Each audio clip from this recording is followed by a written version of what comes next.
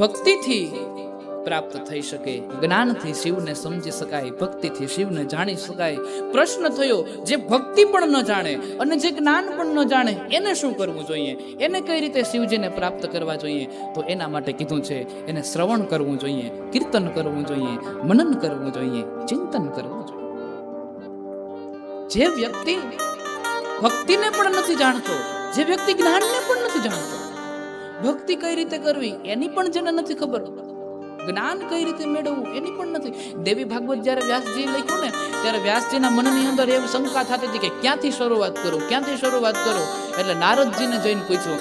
નારદજીએ વ્યાસજીને એવું કીધું કે આ રોગ તમને એકને નથી, મારા પિતા બ્રહ્માને થયો હતો. અને એક બ્રહ્માજીનો વાક નથી, આપણે બધા એમાં આવી જઈએ. જ્યારે ભક્તિ માર્ગની અંદર પ્રવેશ કરીએ અને શરૂઆત કરીએ એટલે આપણા મનની અંદર વિચાર આવ્યા રાખે, કોની માળા કરવી, કેમ બેહીન માળા કરવી, ક્યાં આસને માળા કરવી, કઈ બાજુ મુખ રાખવું, કેટલી માળા કરવી, ક્યાં સમયે કરવી. આ બધી ગડમથલ છે, આપણામાં હોય જ છે, શરૂઆતમાં હોય. આ બધાયનું હોય, તમને કે મને નહીં, આ બધાયનું હોય. આમાં વાંક કોઈનો નથી. પણ સદગુરુનું ચરણ પ્રાપ્ત થઈ જાય પછી એ એવું કહેવાય છે કે એ ધીમે ધીમે એ ગડમથલમાંથી છૂટતા જાય.